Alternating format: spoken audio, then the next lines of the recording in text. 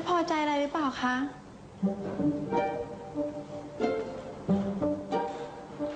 ผมจะไปนอนอีกห้องนึงคุณจะได้สบายใจเพราะว่าคุณจำต้องฝืนใจจำต้องโอนอ่อนผ่อนตามจำต้องแต่งงานกับผมเพราะขัดคำสั่งท่านเจ้าคุณไม่ได้คุณบอกว่าคุณไม่ได้รักผม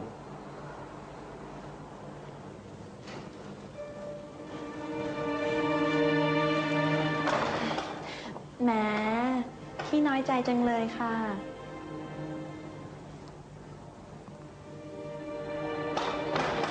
เดี๋ยวสิคะ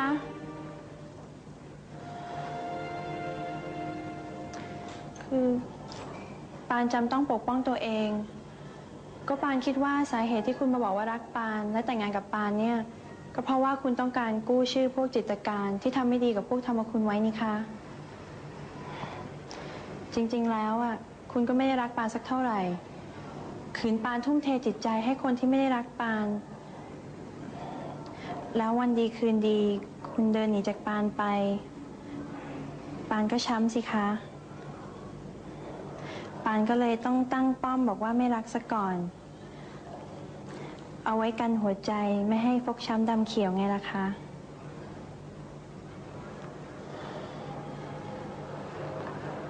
แล้วตอนนี้เชื่อหรือยังนะครับ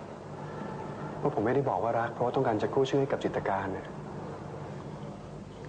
เชื่อสิคะก็นาได้กลับมาหาพี่ปัดแล้วในขณะที่ไม่มีอะไรจะต้องกู้คุณก็ยังเต็มใจที่จะแต่งงานกับปานเลยเชื่อค่ะว่าคุณรักปานจริง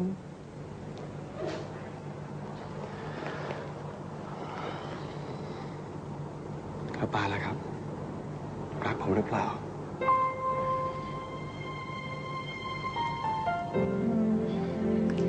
ปานขอไม่บอกได้ไหมคะปานจะเก็บไว้เป็นความลับติดตัวไปจนวันตาย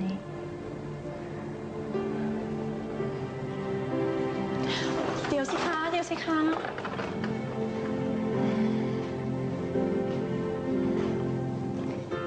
ไม่รักมั้งโอ้เดี๋ยวสิคะ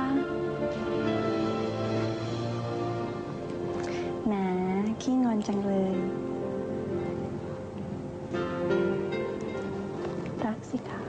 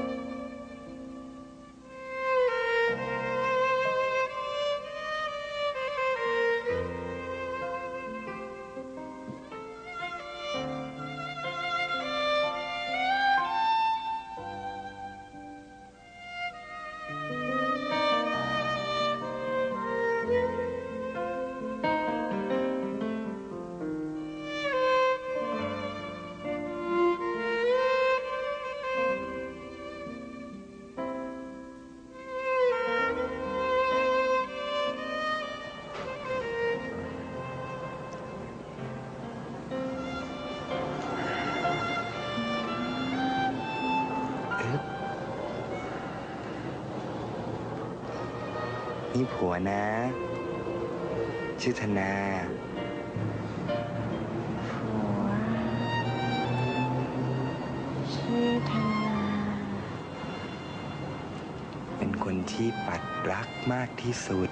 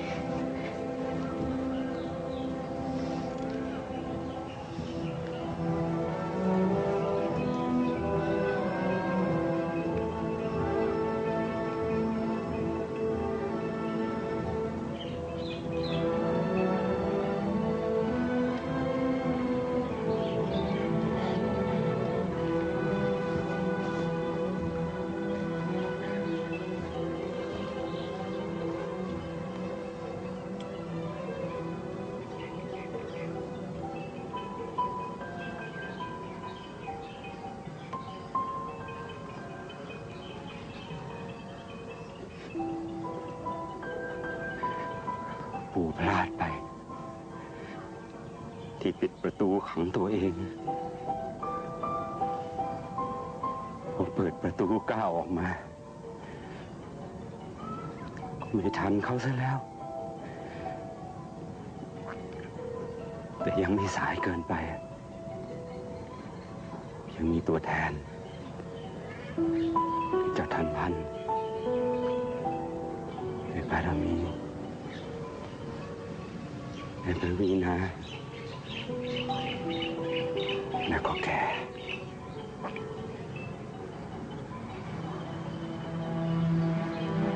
ต้องหายนะยายปัดเพื่อมาช่วยกันสืบสารความคิดของปู่ในอันที่จะทำสังคมให้มีคนดีคนซื่อสัตย์สุจริตและคนที่สามารถปรับตัวเองให้เข้ากับความเจริญก้าวหน้าของบ้านเมืองได้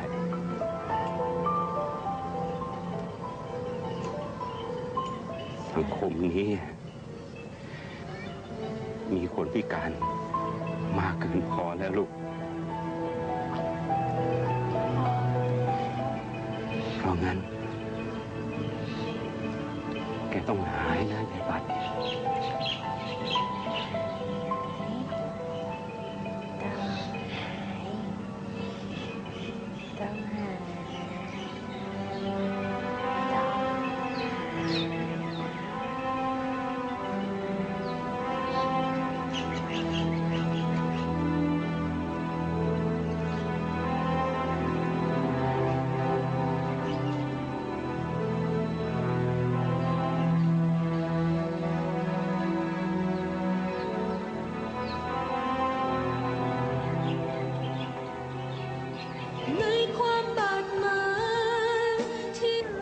ปัด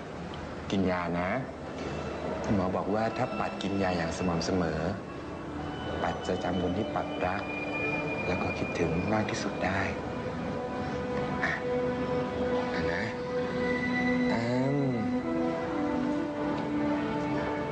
โอ๊ยปัดนะ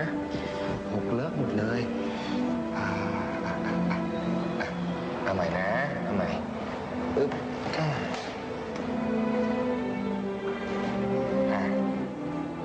คนเก่งมาเร็วครับปัก